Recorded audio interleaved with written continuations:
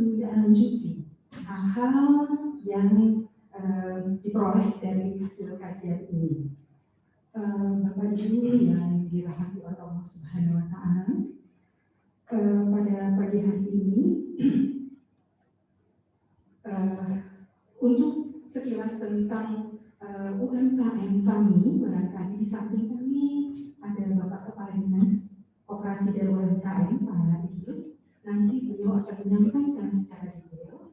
Saya bisa juga menyampaikan, cuma mungkin akan lebih afdol kalau Pak Kadis nanti yang bercerita tentang kondisi UMKM kami ini.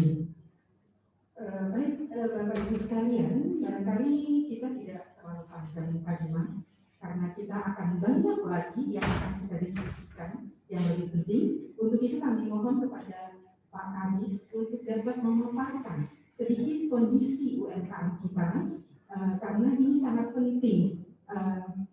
Bapak Presiden sudah mencanangkan untuk pemulihan ekonomi nasional. Nah, berawal dari UMKM inilah barangkali kita dapat melakukan pemulihan ekonomi kita ke depannya lagi. Akibat dari dampak COVID-19 ini memang sangat-sangat berpengaruh terhadap para pelaku usaha, terutama dari UMKM kami. Baik, silakan Pak Kadis. Assalamualaikum warahmatullahi wabarakatuh. Selamat pagi. Assalamualaikum warahmatullahi wabarakatuh. Alhamdulillahirabbil alamin wa aqibatu lil muttaqin wa ala alihi wa sahbihi ajma'in. Bersyukur kita kepada Allah. Rasulullah. Allahumma shalli ala sayyidina Muhammad wa ala ali sayyidina Muhammad. Yang saya hormati Asisten 2 Pemerintah Kota Pekanbaru, Bapak Ibu Haja Sabrina MSI. Yang saya hormati Bapak Ibu tamu undangan kami, baik yang langsung hadir secara tatap muka ataupun secara virtual. Kemudian Bapak-bapak, Ibu-ibu, hadirin hadirat yang berbahagia. Pertama sekali ucapan terima kasih dan selamat datang kepada Bapak Ibu rombongan dari Pusat Kajian Akuntabilitas yang hadir ke Kota Pekanbaru, khususnya Dinas Koperasi UKM Kota Pekanbaru. Hendaknya kehadiran Bapak Ibu secara langsung ke Kota Pekanbaru ini dalam keadaan sehat dan bisa melaksanakan kegiatan selama di sini dan tentunya berhasil guna bagi kami dan juga bagi Bapak Ibu sekalian rombongan dari Pusat Kajian. Dan begitu juga kepada Bapak Ibu yang hadir secara virtual. Mudah-mudahan pertemuan ini betul-betul bermakna bagi kita semua. Baik, untuk menyingkatkan waktu, apa yang sudah disampaikan oleh Ibu Asisten 2 tadi, bahwa kondisi UMKM, kondisi koperasi di saat pandemi COVID ini secara umum tentunya terdampak, tapi dampaknya agak berbeda. Untuk UMKM ini melalui data, bahkan juga sudah disampaikan oleh Wali Kota Pekanbaru, UMKM kita sebenarnya di Kota Pekanbaru ini tidak terlalu terdampak bila dibandingkan UMKM di tempat-tempat lain. Karena di Kota Pekanbaru, tepatnya 12 Maret 2020, Wali Kota langsung melaksanakan PSBB. Di saat PSBB itu, memang kondisi UMKM itu panik. Mereka menginginkan supaya PSBB dicabut. Karena memang pada waktu itu UMKM tidak bisa bergerak. dan betul-betul dibatasi, Pak. Dibatasi betul. Akhirnya wali kota memperpanjang PSBB sampai 3 kali, Bu Jaya. Bahkan di bulan puasa pun waktu itu PSBB. Untuk sholat tarawih bagi umat Islam itu memang masjid tidak dibuka. Nah, tapi akhirnya bagaimana? Begitu masukan dari berbagai pihak, maka ada kelonggaran pada waktu itu dan Pak Wali tidak melakukan PSBB, maka perekonomian, terutama pelaku UMKM, mulai bergerak kembali. Sejak tidak melakukan PSBB, itu di Kota Pekanbaru, itu pelaku-pelaku UMKM sudah mulai bergerak, sudah mulai melakukan aktivitas, tapi tetap protokol kesehatan tetap dijalankan. Untuk Bapak Ibu ketahui, di Kota Pekanbaru ini Bapak Ibu, ini rata-rata saya dapat informasi, itu orang makan 18 jam, Pak. Dari pagi sampai jam 1 malam masih makan orang di Pekanbaru ini. Nah, yang dimakan oleh orang Pekanbaru ini adalah produk-produk dari pelaku UMKM. Sehingga dengan aktivitas UMKM ini tidak dibatasi, hanya dihimbau oleh pemerintah kota tetap menjaga protokol kesehatan, maka kegiatan-kegiatan pelaku UMKM ini tetap jalan. Sehingga perekonomian di Kota Pekanbaru ini tidak terlalu terdampak, tapi tetap berkurang bila dibandingkan di tempat lain.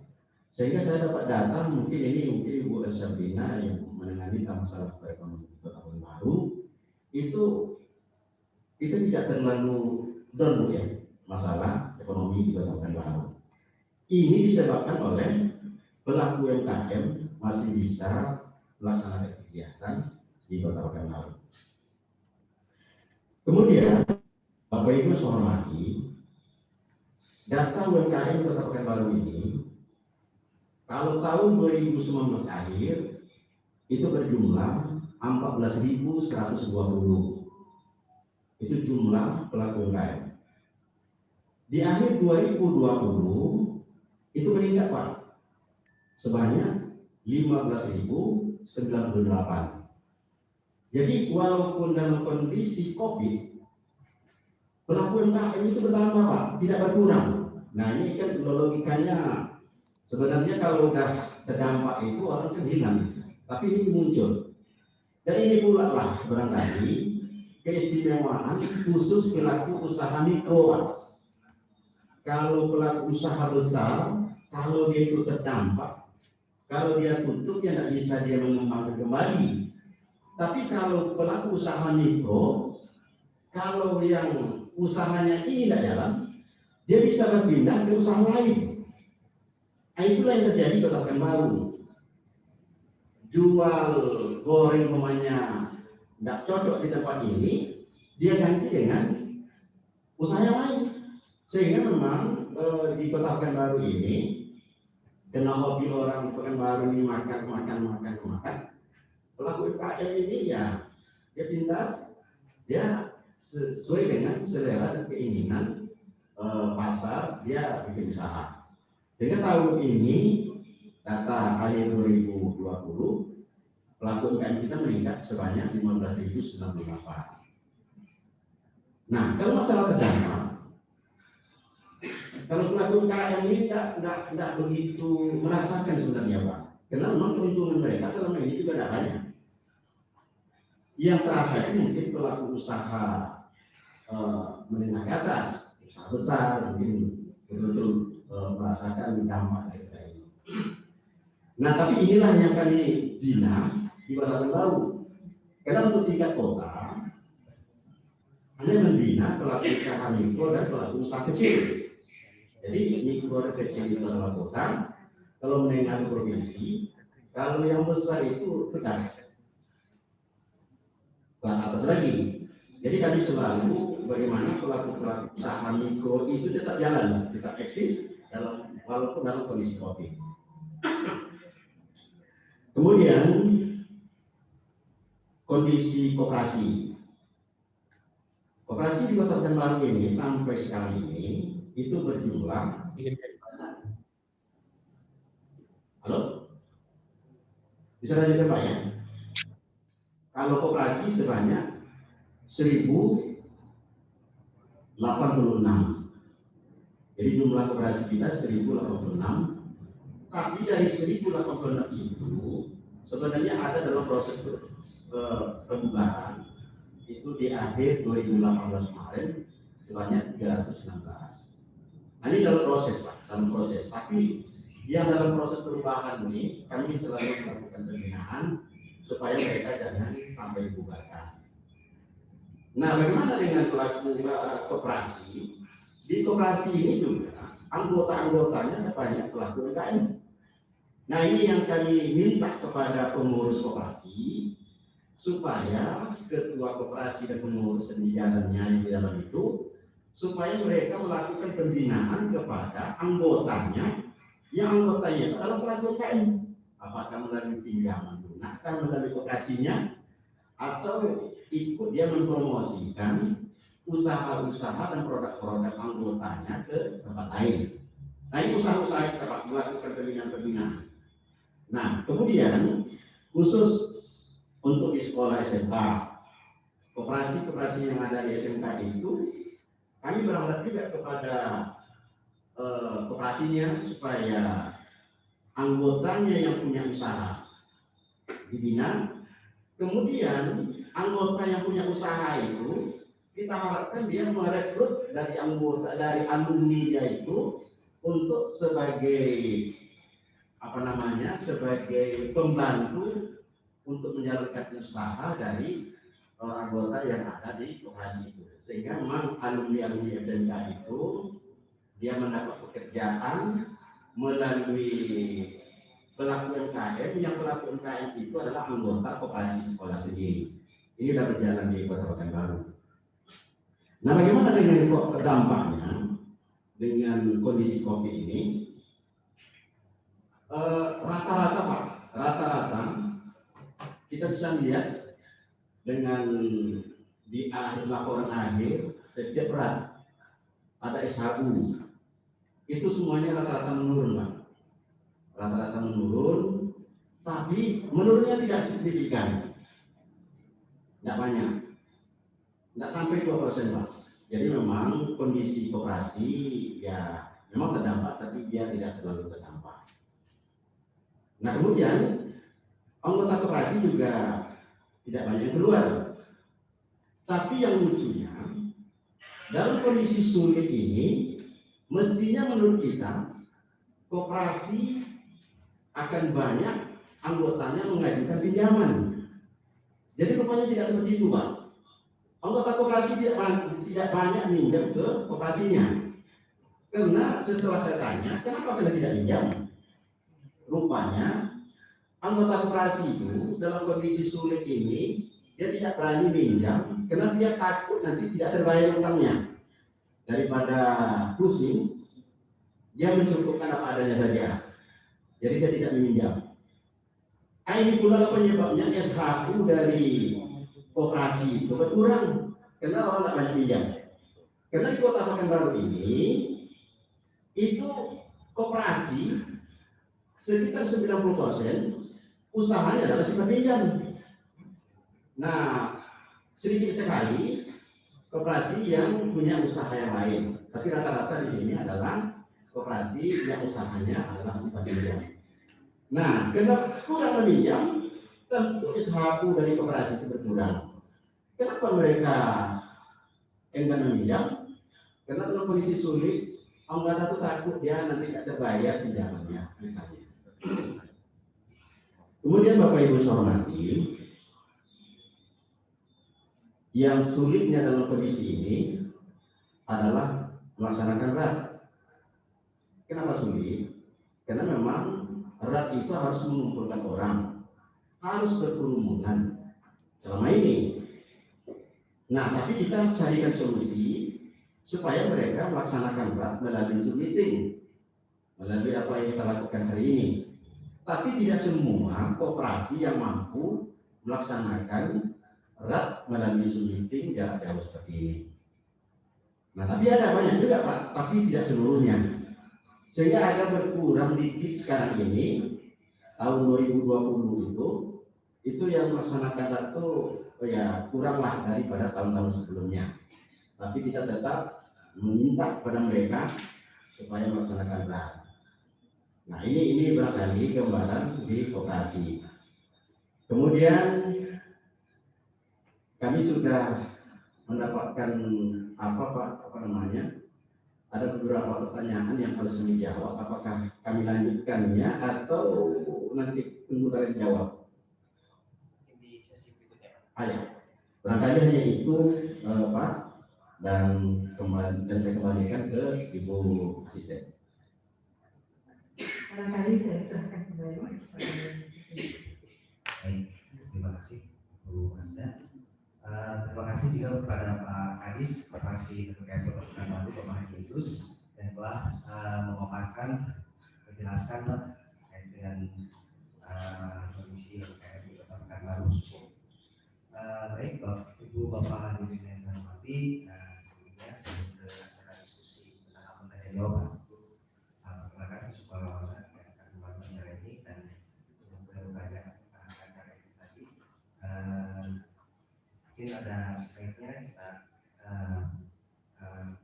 sambutan dari Pak Profesor Dede Toga sebagai Kepala Negara sekaligus informasikan. Kami persilakan kepada Pak Hamizan untuk sambutan. Terima kasih. Baik, terima kasih Pak Sukma.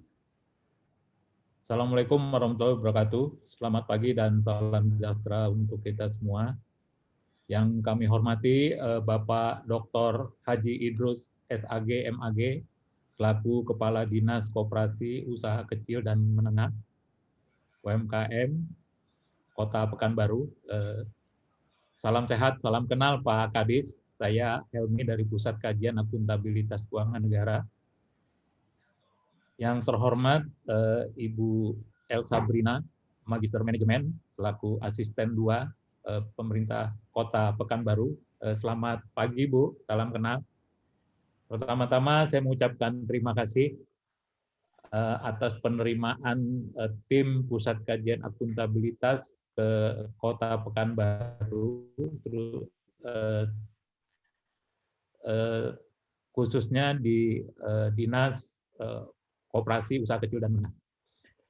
Pertama-tama marilah kita panjatkan puji syukur kehadirat Allah Subhanahu wa taala yang mana pada pagi hari ini berkat rahmat dan nikmatnya kita dapat berkumpul pada forum yang berbahagia dalam keadaan sehat walafiat. Jadi walaupun pandemi COVID di negara kita masih cukup tinggi, tapi kita masih bisa bekerja baik melalui offline maupun online. Sebenarnya kami sekarang di kantor masih memberlakukan work from home, dan sebagian ada yang kunjungan ke Pekanbaru dan sebagian lagi kunjungan ke Kota Bogor dan Kabupaten Bogor. Yang saya hormatin Bapak Kepala Dinas dan Ibu Asisten 2 serta jajaran, bahwa pagi ini adalah kami dari Pusat Kajian ingin meminta konfirmasi terkait usaha kecil, koperasi, dan menengah di Kota Pekanbaru. Mudah-mudahan bisa disampaikan slide-nya biar supaya lebih mudah untuk melihatnya. Silakan ditayangkan. Jadi kami dari Pusat Kajian Akuntabilitas itu sedang menyusun satu kajian, yaitu akuntabilitas pengelolaan stimulus bantuan modal kerja masa pandemi COVID-19 ditinjau dari efektivitas pemanfaatan DID tambahan dan refocusing APBD. Ini yang menjadi tema yang kami lakukan pada saat kami akan menyusun satu kajian dan analisis. Tadi Pak Kepala Dinas juga sudah menjelaskan bagaimana peningkatan penambahan jumlah UMKM yang ada di Kota Pekanbaru pada saat-saat sulit menghadapi pandemi COVID-19, tetapi jumlah UMKM meningkat dari 14.120 menjadi 15.098. dan jumlah koperasi juga makin meningkat, dan kegiatan-kegiatan ekonomi mikronya masih berjalan dengan baik, walaupun ada kebijakan PSBB di Kota Pekanbaru. Lanjut, kami dari Pusat Kajian sebenarnya di dalam Perpres 26 tahun 2020 tentang Sekjen bahwa dibentuk badan keahlian yang tugasnya adalah menjadi supporting system bagi DPR RI di bidang akuntabilitas, menyusun pelaksanaan dukungan kajian akuntabilitas keuangan negara kepada DPR. Itu salah satu tugas kami. Dan di badan keahlian itu ada 5 pusat kajian, salah satunya adalah pusat kajian akuntabilitas. Jadi tugas pusat kajian adalah mendukung wewenang dan tugas DPR RI di bidang anggaran dalam pelaksanaan pengawasan anggaran. Jadi kami sedang menyusun kajian tentang usaha kecil menengah dan koperasi terkait dengan masa pandemi saat ini, dan itu akan dijadikan sebagai bahan masukan kepada Dewan di dalam fungsi pengawasan. Lanjut. Nah, ini adalah UMKM di Indonesia yang jumlahnya dari tahun ke tahun meningkat. Jadi di tahun 2014 itu sudah mencapai angka 57,9 juta, dan di tahun 2018 sudah mencapai angka 67,4 juta UMKM. Dan di salah satunya yang 15.098 tahun 2020 ada di Kota Pekanbaru. Inilah tren peningkatan. Jadi kalau kita melihat jumlah UMKM yang sangat besar, kalau kita melihat jumlah rata-rata pegawainya 2 orang aja sudah banyak angka tenaga kerja yang diserap oleh UMKM. Baik itu yang secara nasional maupun secara di Kota Pekanbaru itu sendiri. Kontribusi UMKM terhadap PDB itu cukup tinggi, jadi dapat terlihat trennya itu meningkat. Di tahun 2010 itu sudah berkontribusi sekitar 58,1%. Pada tahun 2019 dan 2018 itu peningkatannya juga cukup tinggi dari 60,3%, di 2009 turun sedikit menjadi 60%. Inilah kontribusi UMKM terhadap PDB secara nasional. Lanjut. Pengaruh COVID yang tadi juga sudah dijelaskan oleh Pak Kepala Dinas, dampaknya tidak terlalu signifikan di Kota Pekanbaru. Mungkin ini menjadi bahan diskusi kawan-kawan kami yang hadir di Pekanbaru untuk dapat dijelaskan, sedangkan secara nasional itu dampak COVID-19 terhadap UMKM adalah penurunan penjualan. Jadi yang tadi disampaikan mulai dari bulan Maret sampai dengan Desember dan Februari ini, penurunan penjualan UMKM itu sangat meningkat. Lalu pasokan bahan baku juga yang terbatas.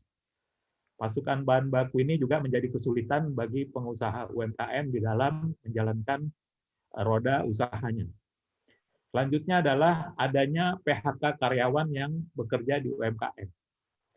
Yang terakhir adalah adanya kesulitan membayar pinjaman bagi UMKM jika dia mendapatkan pinjaman, baik itu pinjaman dari bank, pemerintah maupun dari bank perkreditan rakyat yang ada di Kota Pekanbaru. Mungkin nanti kita bisa mendiskusikan. 56,8 UMKM dalam kondisi buruk. Jadi jelas sekali selama pandemi COVID itu 56,8%. Lalu 83% itu terdampak oleh pandemi corona. Jadi dari jumlah sekitar 67 juta itu 83%-nya itu terdampak. 64% UMKM mengalami penurunan omset itu sekitar 30%. Jadi pendapatan mereka sangat menurun sekali yang di awal kami sampaikan, serta 65,5% produksi itu mengurangi produksi dan jasa. Inilah yang menjadi kendala-kendala yang dihadapi oleh UMKM. Dan 50,5% memberhentikan karyawan atau PHK karyawan. Ini yang terjadi pada UMKM. Mudah-mudahan di Kota Pekanbaru dengan penambahan jumlah UMKM tidak termasuk terdampak yang pada saat ini kami sampaikan, dan kita bisa diskusikan dengan teman-teman baik yang secara virtual maupun yang hadir secara fisik. Lanjut. Stimulus PEN untuk UMKM itu pemerintah menyiapkan subsidi bunga yang jumlahnya juga cukup besar. Selanjutnya adalah insentif perpajakan, tambahan dana insentif daerah, stimulus bantuan modal kerja, penjaminan modal kerja, bantuan presiden produktif bagi usaha mikro. Inilah yang dilakukan pemerintah agar UMKM itu tetap berjalan baik. Lanjut. Selanjutnya adalah jumlah UMKM dan DID tambahan Kota Pekanbaru. DID tambahan periode 1 itu sekitar 3 miliar. DID tambahan periode 3, 9.785.064.000. Jadi ini kami melihat Kota Pekanbaru tidak mendapatkan DID tambahan pada periode kedua. Mungkin kendala-kendala yang dihadapi oleh Kota Pekanbaru nanti Pak Kepala Dinas dan Ibu Asisten 2 itu dapat menjelaskan bagaimana DKUM Kota Pekanbaru terdapat 15.126 UMKM yang tadi disampaikan jumlahnya meningkat di Kota Pekanbaru. Lanjut. Pokok pembahasan pada pagi ini adalah kami ingin mengetahui realisasi penyaluran DID tambahan dan hasil penyesuaian APBD untuk penanganan UMKM yang terdampak COVID-19. Selanjutnya adalah sinergi antar kementerian dan lembaga Pemda Kota Pekanbaru dalam mengawal stimulus bantuan kerja bagi UMKM. Yang ketiga adalah evaluasi stimulus bantuan modal kerja bagi UMKM di masa pandemi pada Kota Pekanbaru yang secara sekilas tadi sudah dijelaskan oleh Pak Kepala Dinas. Mudah-mudahan nanti akan diperdalam oleh kawan-kawan kami yang sedang berada di Pekanbaru.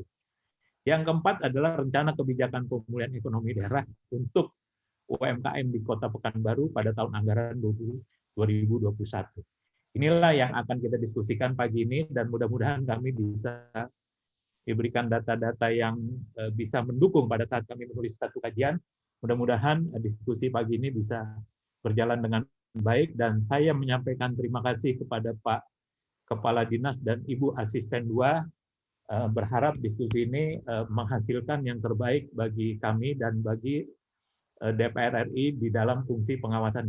Sekian, terima kasih. Assalamualaikum warahmatullahi wabarakatuh. Waalaikumsalam. Terima kasih kepada Pak Kampus, Pak Dirja, memberikan sambutan dan juga memaparkan singkat dengan kondisi terhadap UMKM juga dari pembahasan.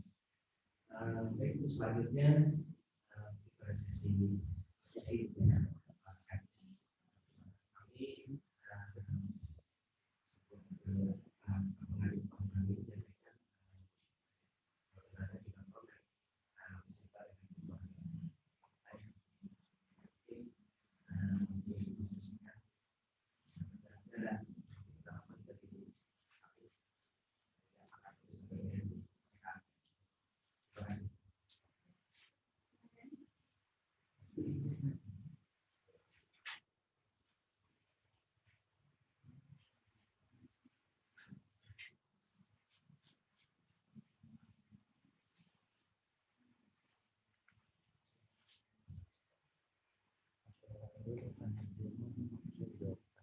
Baik, terima kasih pimpinan harapan. Kami sudah memperoleh daftar pertanyaan, ada 8 daftar pertanyaan di sini, yang nanti barangkali juga bisa, sebenarnya pertanyaan ini sudah dijawab, ya, sudah kita jawab. Kamu mungkin belum dikirim atau bagaimana Pak Kadis? Ya, baik. Jadi ini mau saya teruskan ke Pak Kadis langsung atau ke Pak Sekretaris? Pak Kadis ya, yang ya. Jadi di sini ada 8 pertanyaan, silakan Pak Kadis ini dijawab. Pertanyaan pertama ini adalah mohon diberikan data terkait jumlah UMKM yang terbagi dalam skala usaha mikro, kecil dan menengah serta berdasarkan sektor usaha. Itu sebenarnya nggak ada berdasarkan. Ya. Oh iya, ini terkait dengan DID tadi Pak, dengan insentif daerah yang tadi dipaparkan ya oleh Pak Kepala Pusat Kajian Akuntabilitas Pak Nizar. Sebenarnya memang kita dapat dana DID dari dana insentif daerah, tetapi koperasi, dinas koperasi tidak mengambil dana insentif tersebut. Jadi dana insentif tersebut diambil oleh dinas tanaman pangan, kemudian dinas pariwisata, kemudian dinas ketahanan pangan, kalau tidak salah saya ya, kemudian ada dinas pertanian dan peternakan, kemudian yang mengambil dana DID itu dinas PUPR untuk perbaikan jalan ke daerah-daerah, karena pada waktu itu yang dapat dana insentif daerah itu adalah juara satu pemenang untuk ini ya perhotelan itu yang ya penerapan proyek kesehatan untuk pariwisata. Jadi waktu itu kita dapat kalau kita dananya berapa miliar? 3 miliar. 3 miliar ya. 3 miliar kita dapat, kemudian itu dibagi kepada yang tadi itu yang saya sebutkan adalah dinas pertanian, kemudian dinas pertanian perikanan, kemudian dinas ketahanan pangan, dinas pariwisata, PUPR, karena ada perbaikan jalan di daerah-daerah wisata, kemudian apa ya? Kalau tidak salah, kemudian ada untuk listrik untuk masuk perkembangan jalan di daerah-daerah wisata. Jadi kalau dinas koperasi tidak memperoleh dana itu. Jadi sebenarnya informasi terima kasih.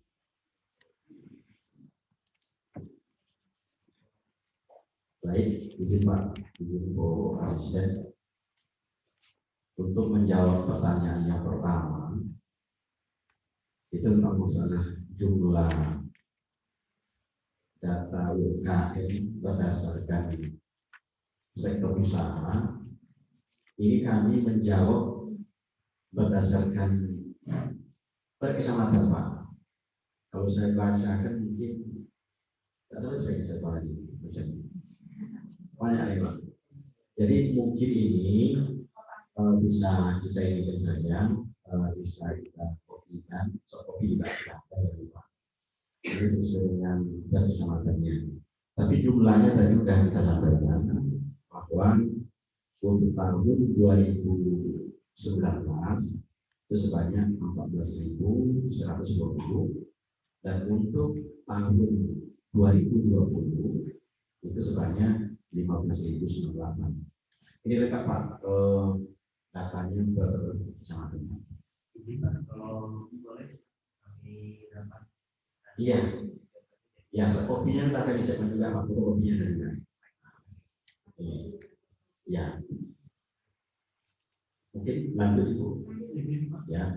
Untuk mempertingkat waktu mungkin biar nanti kita diskusinya. Mungkin kemarin jawaban yang sudah kami kirimkan bisa kami kolek dulu. Mungkin kalau salah dilakukan semua, bisa sambil kita pelajari. Kira-kira apa yang mungkin harus kita perdalam untuk kita diskusikan.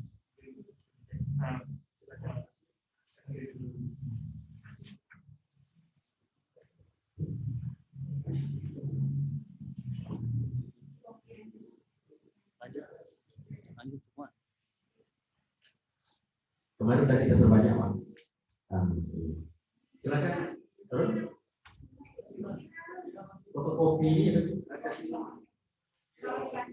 Kemarin juga kemarin ini bisa dikirim bersama teman kita yang jadi live di sini nanti dikirim ke teman-teman ya. Orang itu sih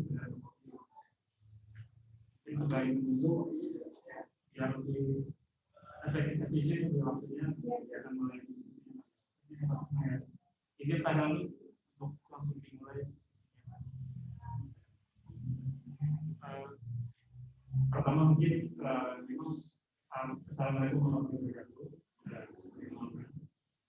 nama saya seperti itu juga, saya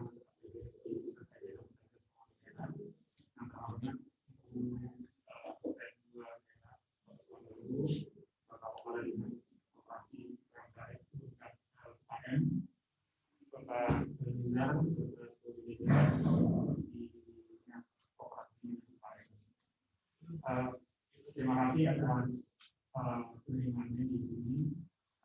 Untuk selanjutnya di kami di sini dalam rangka konfirmasi dan pendalaman pengumpulan dari informasi juga terkait yang akan kami susun dalam kajian. Dalam hal ini tadi sudah dipaparkan oleh Pak juga bahwa dalam rangka pandemi ini kita tahu bahwa pemerintah mengeluarkan kebijakan untuk dua dalam hal penyaluran ekonomi nasional, baik dari sisi permintaan berupa BLT atau bantuan subsidi gaji dan selain hal lainnya. Nah, dari sisi supply juga pemerintah juga memberikan kebijakan atau program untuk penyaluran ekonomi nasional, baik berupa sisi pengusaha besar maupun baik itu dengan pajak dan lain-lain, dan juga untuk UMKM. Nah, dalam kajian kami ini biasanya kami berangkat melalui dari hasil pemeriksaan BPK. Nah, saat ini kami sedang mengkaji, kita mencoba karena kalau karena permintaan BPK ini biasanya butuh kecepatan. Jadi kalau kita menunggu hasil pemeriksaan BPK itu biasanya baru keluar nanti di bulan Maret atau bulan April. Nah, sedangkan biasanya anggotanya butuh support yang lebih cepat gitu. Dan juga ya kita nggak ketinggalan. Nah, kemarin juga kami sudah melakukan diskusi kan BPK di bulan Januari terkait konfirmasi KPS 1 2020 itu konfirmasi hasil pemeriksaan terkait laporan keuangan di tingkat pusat, itu Kementerian Lembaga. Dalam diskusi ini juga saya mengkonfirmasi bahwa BPK juga sedang memeriksa berupa pemeriksaan kinerja atau PDTT, pemeriksaan dengan tujuan tertentu terkait program yang disalurkan oleh Kementerian Koperasi dan UKM dan LPDP. Yang pertama terkait BPM atau BPS, yang kedua terkait dan bergulir yang disampaikan lewat LPDP. Kalau BPS 28 triliun, LPDP itu ada 1 triliun. Nah, instansi yang diperiksa oleh BPK itu Kementerian Koperasi. Nah, biar kami tidak akhirnya sama gitu dengan objek yang diperiksa yang disebut suara BPK. Tadi dicoba dari 8 program tadi, kita mencoba melihat sejauh mana efektivitas pemanfaatan dari ini tambahan, karena di dalam itu dalam PMK-nya yang dikeluarkan Kementerian Keuangan itu bisa diarahkan untuk pemulihan ekonomi di daerah yang diberikan lalu juga ada stimulus bantuan modal kerja. Nah, kalau pandemi itu ada dari pertama instruksi dari ada dari Mendagri juga dan ada SKB antara Menteri Keuangan dan Menteri Dalam Negeri bahwa harus melakukan penyesuaian APBD. Nah, dan juga hasilnya itu ya untuk penggunaan digunakan untuk penanganan COVID. Pertama penanganan COVID, yang kedua untuk jaminan sosial berupa BLT dan lain-lain, yang terakhir berupa untuk pemerintah daerah yang salah satu yang diberikan untuk PMKM. Nah, makanya kami mencoba melihat dari sisi ini, dari sisi tinggi tambahan serta hasil ini. Memang di awal ini kami melihat dari Bapak itu 8 program itu salah satunya stimulus modal kerja. Memang tidak disebutkan itu sumbernya dari mana. Sumbernya, nah, setelah kita dalami, memang salah satu kita konfirmasi juga pemerintah kota Cirebon melalui dinas koperasi, dinas perdagangan dan lainnya, bahwa mereka untuk UMKM itu didapat dari secara khusus itu yang berdasarkan hasil produksi insuransi PJD. Dan mereka juga memang mengkonfirmasi bahwa tidak Cirebon juga mendapatkan sama di tambahan, memang oleh BPKD tidak diberikan untuk dinas koperasinya. Nah, pertama mungkin kita pengen tahu dulu terkait dari pendataannya dulu.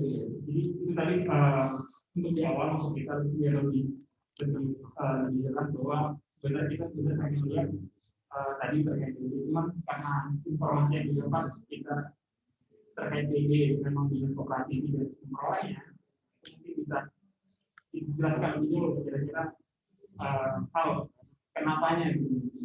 Jadi sebab apakah memang sebelumnya karena dinas koperasi sudah mendapatkan dana mungkin hasil produksi sehingga diharapkan untuk dinas lain, kalau nanti kita masuk di Cirebon, memang mereka sudah ada penelitian dari hasil produksi itu dan karakteristik itu akhirnya mereka tidak mendapatkan hasil di tambahan anggaran juga masih di tambahan.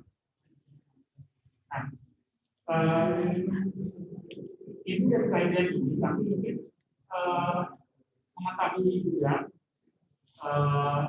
sejauh mana sih peran Kementerian Koperasi dalam, terutama dalam dari Kementerian Teknis dalam pembinaan atau dalam memberikan pedoman pembinaan dinas koperasi seluruh Indonesia terkait terutama bantuan agar kebijakan yang sudah diambil oleh pemerintah pusat, yaitu agar memulihkan ekonomi nasional yang diberikan salah satu negara itu bisa efektif memanfaatkan. Jadi mungkin ya tentunya kalau biar efektif perusahaan berpedoman regulasi ada kriteria yang jelas. Karena kita ini konfirmasi daerah bagaimana implementasinya terkait kebijakan. Untuk pertama,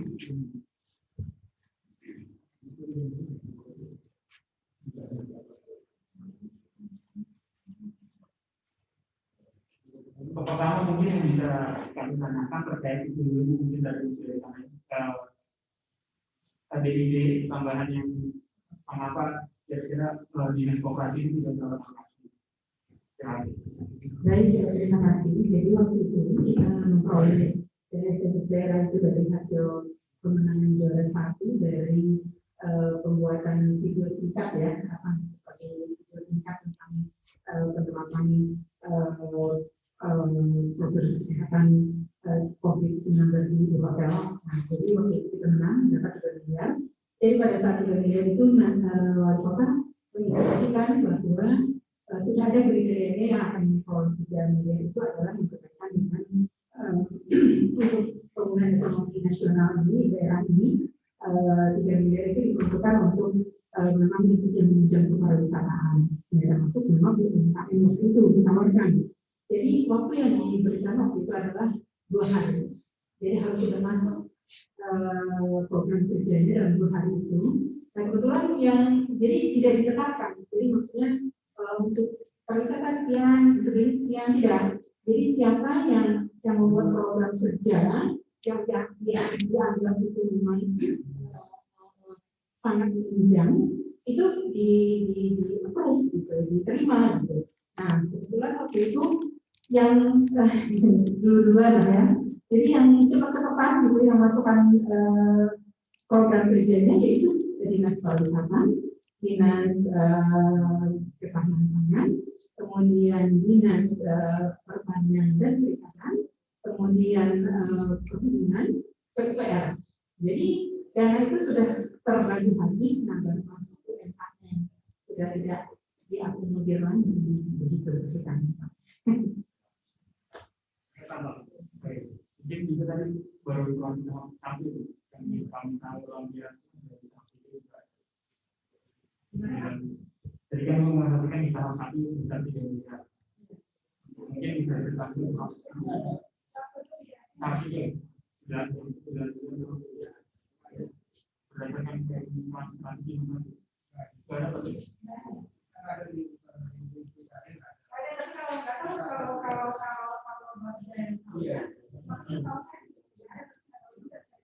Jadi hanya ada 1 miliar di tahap pertama. Itu aja. Kemudian ada dana hibah 23,4 miliar, tapi itu dana hibah. KDIP.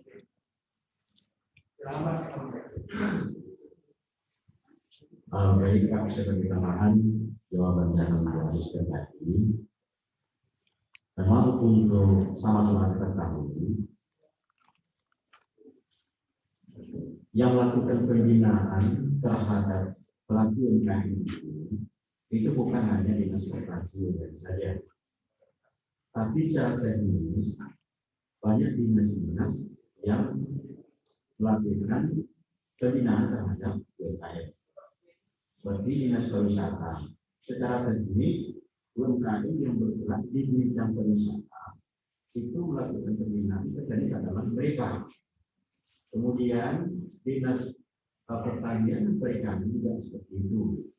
Di bawah dinas pertanian dan perikanan itu banyak juga pelaku UMKM, maka dia adalah pembinanya.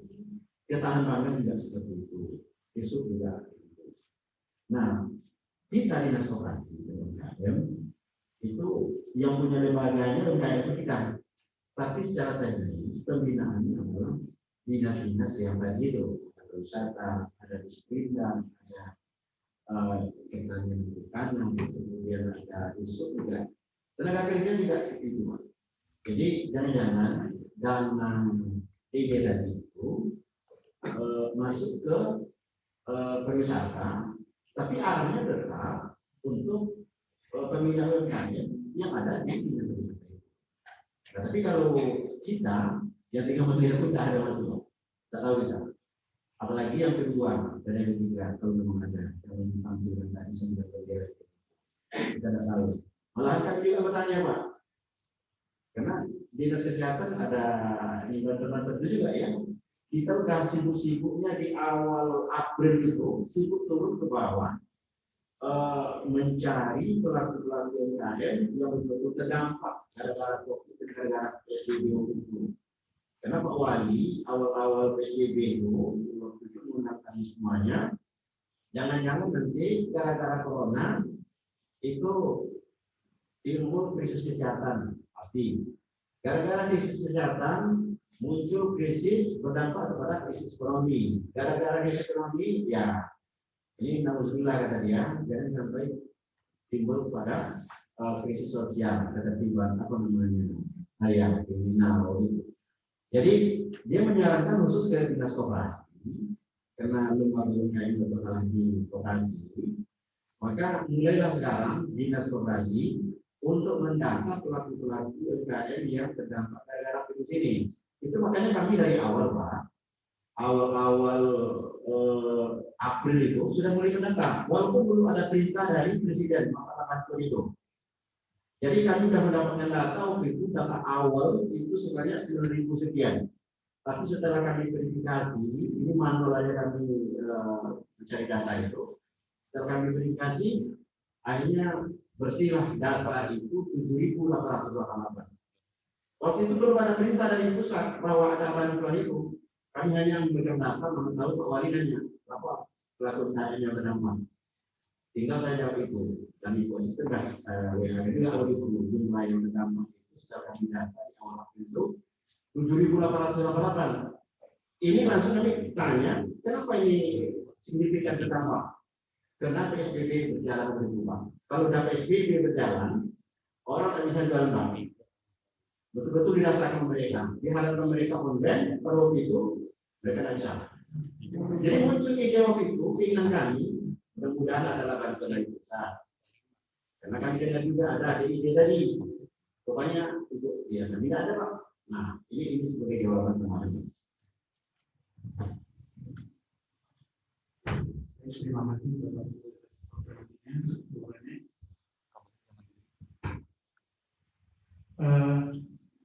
Kita perhatikan bahwa berarti dinas pemerintah daerah untuk dapat ditambah di tahap sendiri. Saya menjadi nggak tahu, tapi barangkali tidak tahu. Saya nggak tahu.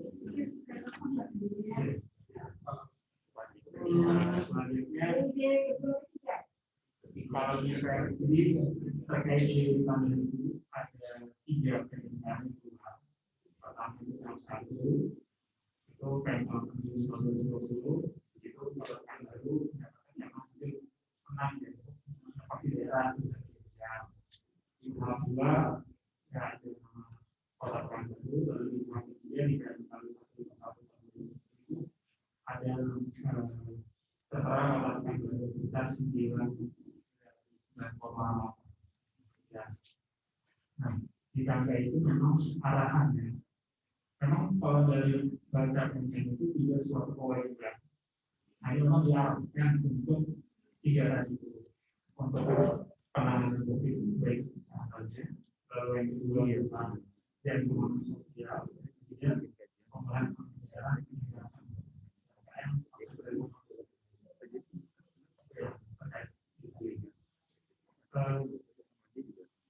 jadi kalau sementara kita yang sudah kita tahu bahwa di dinas koperasi ini tidak mendapatkan alokasi dari BPD itu sudah dikonfirmasi lalu kita juga pada dinas sempat mengatakan bahwa mungkin karena di bawah Kementerian Administrasi mengelola atau membina UMKM mungkin dia jangan di situ. Nah itu apakah bagaimana sejauh mana koordinasi antar dinas mungkin karena beberapa dinas mengumpulkan hal tersebut dan yang kedua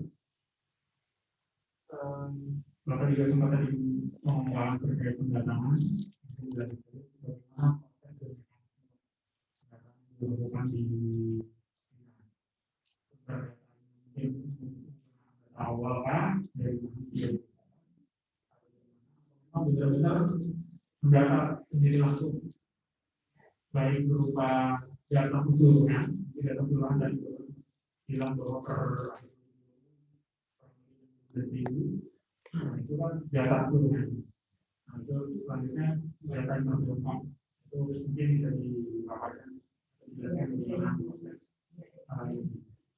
Selanjutnya terkait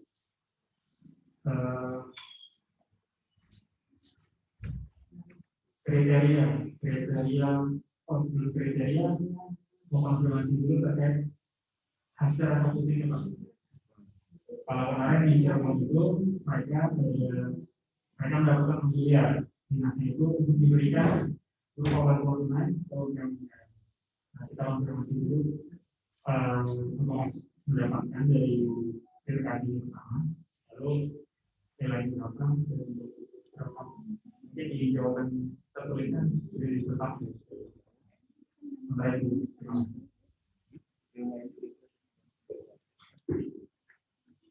Baik, sekedar informasi saya baru menelepon BPKB.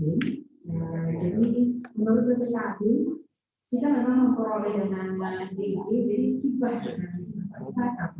Jadi ada 3 kali adanya. Yang pertama adalah kemudian 3 miliar yang tadi insentif itu.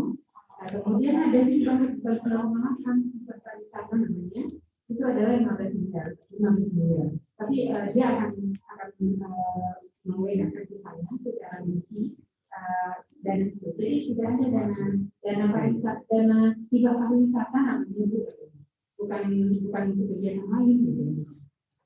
Nah, jadi itu Pak kira-kira gambarnya itu tapi dia saya nanti akan kasih ke saya secara rinci.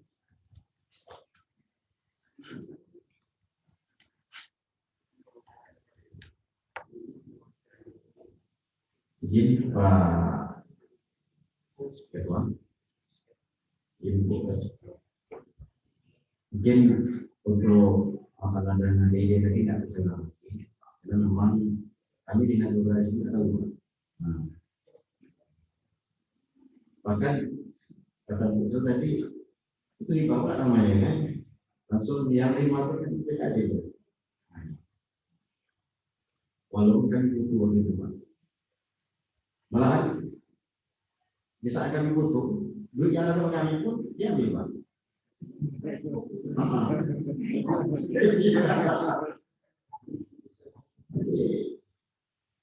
Oke Pak, jadi mungkin untuk menjawab apa yang Pak sampaikan tadi, kami di sini ada Pak Sekretaris Dinas, Pak Hasmin, kemudian ada juga Pak Kadif Promosi di sini, kemudian Ibu Kadif Fasilitasi yang sesuai dengan keuangan yang KM Inflasi itu ada ini, tapi ada satu yang sakit dan tapi kelembagaan dan pejabat perusahaan hadir dalam video semua kasih juga asupan hadir. Jadi nanti mana yang belum terjawab oleh saya nanti saya akan tahu. Ini secara umum. Ada tadi pertanyaan bagaimana Bapak mendapatkan data ini kan gitu. Data awal Pak, saya di dinas ini akhir 2018 tepatnya Oktober. Tapi mulai masuk dia betul November. Waktu itu jadi PLT. Membuat inventaris, saya diangkat jadi PLT itu awal Januari 2019. Pada waktu itu begitu masuk ke dinas ini, tentu yang harus saya miliki data peta wilayah, pokok data peta fakta seperti apa. Nah, saya dapat data dari kasih data. Laporan KM waktu itu cuma 13.353. Itu akhir 2018 saya dapat data seperti itu. 13.535. Oh begini. Saya juga menanyakan seperti pertanyaan Bapak. Ini dari mana kita dapat data ini? Oh ada Pak, ini kata nama. Oke. Kemudian tentu peta lagi. Saya ingin memeta betul nggak pelaku KM di mana? Yang sebanyak 13.000 sekian itu di mana petanya? Saya tanya lagi. Agar kita ada peta. Oh gitu. Tapi saya juga ragu. Sama persis cara bermain berdua. Kemudian saya kan ingin data yang paling benar. Nah akhirnya begitu saya diangkat menjadi PLT 2019 itu kasih data saya ambil, bahkan kami berencana pada waktu itu kena ada anggaran untuk membalik data. Tapi itu kan baru kondisinya ya yang ada yang lalu hasil anggaran. Akhirnya kami sekarang ini tadi Pak secara sukarela untuk semuanya. Kami libatkan RT RW, lurah dan camat. Itu makanya kami mendapat data berkecamatan nih Pak. Nah, melalui ada izin UMK-nya juga seperti itu. Kemudian kami juga turun ke bawah, sehingga kita bisa mendapatkan data balik seperti ini. Berkecamatan kita ada Pak. Kami kan di ini. Akhirnya saya tidak ragu lagi, betul data ini sebanyak ini. Tapi kalau berdasarkan bantuan sekarang ini Pak, bantuan untuk menerima bantuan Lampres untuk Betawi, kita di tahap ketiga untuk mendapatkan bantuan Presiden itu PPUM itu melalui aplikasi Pak. Aplikasi, tapi yang bikin aplikasi itu adalah komisi. Nama aplikasinya Mata UMKM. Masukkan data, kemudian nanti diterima oleh aplikasi itu menjadilah pelaku UMKM bakal atau calon menerima BPUM. Nah, setelah dikumpulkan, setelah saya kali tanya ke orang komisi, yang dari Pekanbaru pelaku UMKM yang mengaku pelaku UMKM untuk mendapatkan bantuan Presiden itu sebanyak 32.421. Terkejutkan. Data kami di akhir 2019 November itu hanya 15.098. Tapi yang masuk di aplikasi untuk mendapatkan bantuan itu dan berkembang semuanya 32.400. Nah, ini saya bilang, bagaimana? Kalau masalah duitnya dulu, orang kan punya uang, pokoknya ada duitnya. Ya, itu lalunya Pak. Jadi sebenarnya memang kalau kami di Jalan Sudirman, di Jalan Nangka itu memang kalau kita hitung ya pelaku UMKM semuanya itu bisa jadi ada yang mengatakan ratusan ribu itu memang pelaku UMKM. Tapi kami yang data sama kami yang ada pernyataan RT, RW, lurah dan camat itu hanya menjadikan kalau hanya mengaku itu aja ruko-ruko di Jalan Sudirman, itu aja ruko Jalan Nangka, itu aja ruko di Jalan ini. Itu semuanya kan peraturan itu ya. Memang ratusan ribu. Nah, oke. Jadi data kami ini dulu karena yang memberikan data ini ke kami ya pimpinan wilayah itu. Nah kemudian ada tadi pertanyaan yang melakukan pembinaan secara teknis itu banyak dinas, bukan hanya dinas koperasi. Dinas koperasi ini kan yang punya lembaga lembaga itu koperasi yang punya. Tapi yang melakukan pembinaan secara teknis ada di dinas lain, seperti dinas pariwisata, dinas pertanian, kemudian pertanian dan penambangan. Kami 2 kali seminggu itu sudah melakukan pertemuan Pak. Itu induknya itu pusatnya pertemuan itu adalah di dinas penambangan. Komandannya tentu asisten 2. Itu udah 2 kali Pak. Pertemuan ini tujuannya yang tadi itu untuk memastikan kalau oleh dinas kami berapa pelaku-pelaku UMKM yang dibina oleh dinas-dinas teknis tadi. Nah ini yang kami mendapatkan. Tapi itu baru 2 kali mulai Pak. Baru 2 kali. Dalam kondisi COVID, susah sekali melakukan pertemuan Pak. Malahan untuk mendampingi Pak Wali itu selalu ada kegiatan 7 orang teman. Kalau kami untuk kumpul-kumpul juga susah sekarang ini.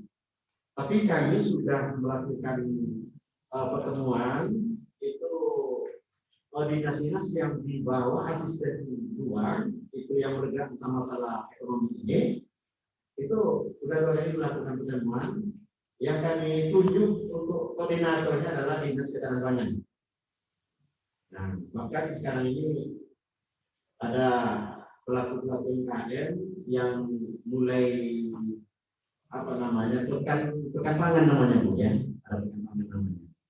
Jadi kayak pasar lah, tapi yang kita bintang itu adalah pelaku UMKM. Kami siapkan tempatnya, pelaku UMKM yang ada di dinas koperasi diambil 10 orang namanya. Pelaku UMKM yang ada di dinas ketahanan pangan 10 orang pula. Itu disuruh jualan, dikoordinir oleh dinas yang bergerak di bidang ekonomi. Ini barangkali sebagai gambaran Pak, koordinasi kami itu sudah jalan semuanya.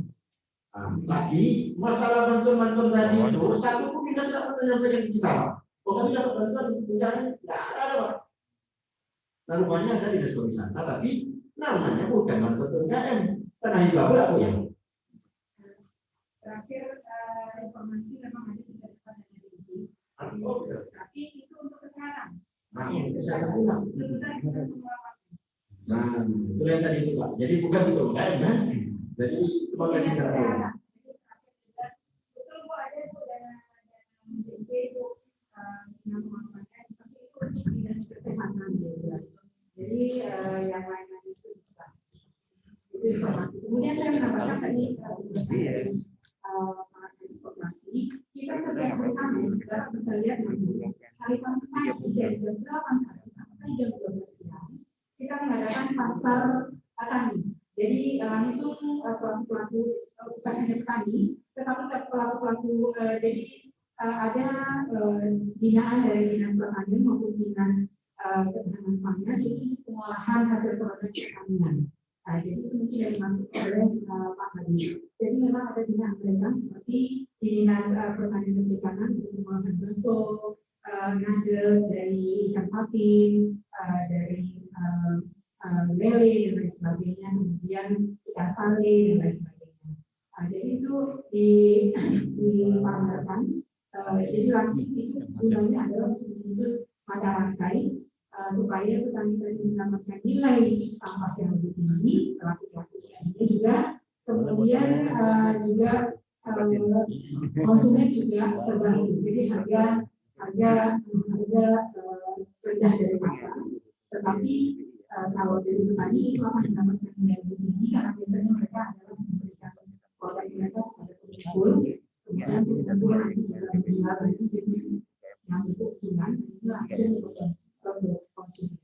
Jadi pasar itu nanti kalau bisa lihat pada hari Kamis itu selalu kita pasang.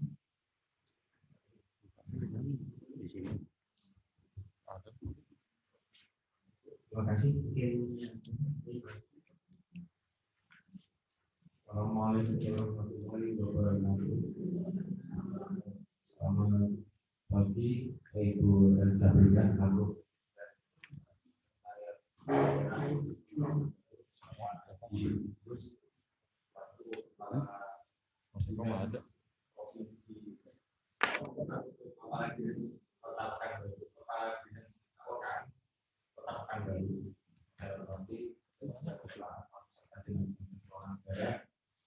Pada yang saya tanyakan adalah dalam sebelum tadi itu pendalaman yang dilakukan oleh Bapak.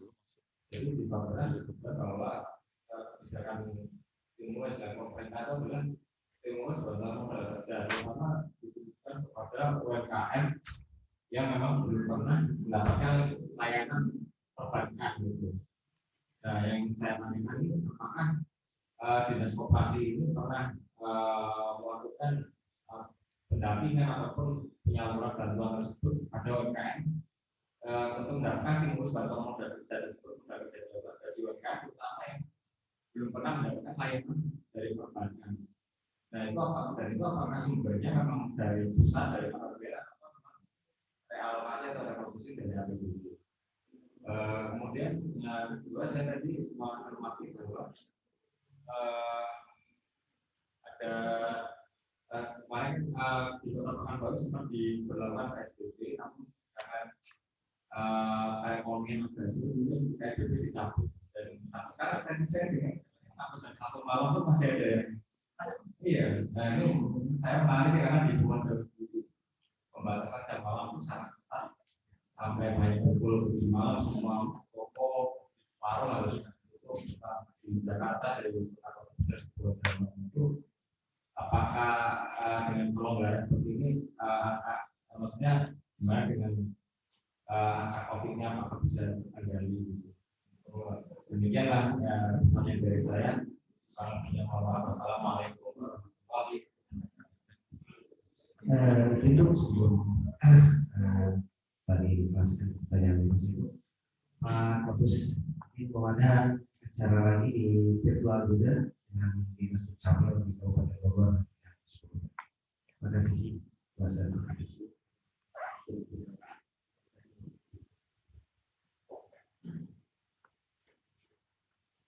Terima kasih Pak. Berbicara tentang masalah bantuan yang Pak tanya tadi, Dinas Koperasi selama ini tahunya hanya bantuan dari pusat kerja, BPW, Pak. Selain itu, kita Dinas Koperasi tak pernah dapat anggaran untuk disalurkan kepada pelaku UMKM atau dalam tenaga kerja yang ada di baik itu dari pusat ataupun dari provinsi ya, nah ataupun dari APBD kota. Tapi dulu waktu aplikasi Mata UMKM ini di launching oleh provinsi Dinas Solusi, katanya ada bantuan dari APBD provinsi sebanyak 5 miliar. Nah inilah pelaku UMKM itu kami himbau untuk memasukkan data ini secara online. Itulah untungnya Pak Pekanbaru ini. Di Pekanbaru karena jaringan lancar segala macam, kalau bicara masalah online itu lebih dahsyat dibandingkan dengan kabupaten yang ada di luar Pekanbaru. Karena jaringan kita tuh ahli ini kan, sehingga 32.000 tadi itu masuk ke mereka dan kita serahkan ke mereka. Apakah orang provinsi ini sebagian yang diserahkannya ke pusat atau sebagiannya nanti dia yang akan membantu? Itu tidak urusan kita. Kita kota tidak diberikan dana langsung Pak. Pak ini dana kami ada dana 25 miliar kata orang provinsi. Kami bagi-bagilah di kabupaten kota, mereka akan bagi-bagi ada pelaku UKM. Tidak seperti itu. Dana tetap mereka, kami hanya mencari pelaku UKM saja. Nah, masalah mencairkan dan tidaknya itu adalah mereka. Verifikasi juga mereka, Pak. Bahkan mereka provinsi supaya dia betul-betul paling verifikasinya itu, dia minta bantu kepada BPKP kemana, Pak? BPKP yang membantu mereka untuk verifikasi itu. Nah, dia takut juga kalau ada nanti KKM dalam masalah untuk memverifikasi itu, dia minta bantu ke BPKP. Nah, kemudian dapat atau tidak dapatnya pelaku UKM itu bantuan dari provinsi atau bantuan dari presiden, kami dinas kabupaten kota mungkin serius Pak, bukan hanya baru. Tidak tahu Pak, tidak tahu. Karena kalau memang dari pusat, itu kan pelaku UKM langsung menyampaikan noren ini. Kalau memang yang hasil verifikasinya dia rezekinya baik, maka langsung pusat masukkan ke rekening mereka begitu yang 2.400.000 itu. Kalau orang provinsi juga seperti itu. Sehingga kami sekarang ini tidak tahu pelaku UKM yang dapat bantuan, tidak tahu ini Pak. Yang tahu kami hanya pelaku UKM yang kami usulkan untuk mendapat bantuan. Kemudian dapat atau tidak dapatnya, siapa yang dapat, siapa yang tidak, kita tidak tahu Pak. Nah, baru ketahuannya apabila bersalah. Contoh kemarin itu nomor NIK-nya salah, atau namanya salah, atau alamatnya juga salah, atau tempat usahanya salah. Nah, tapi ini kan orang kalau sudah terjadi kesalahan satu huruf pun tidak mau menjadikan. Tapi ini itu banyak bantuan, tapi ada itu baru kami tahu Pak. Tapi kalau dapat mulus-mulus saja begitu masuk, orang tidak melapor ke kita. Tidak lapor lagi. Nah, banyak orang bilang, oh, ini banyak untungnya dari koperasi bisa kok ini. Karena bantuan ini bisa dipotong sama ada bisa Pak. Nah, ini hanya yang perlu kita sampaikan. Nanti untuk yang lain, kalau memang perlu tambahan, posisinya silakan. Kalau itu mau berkata.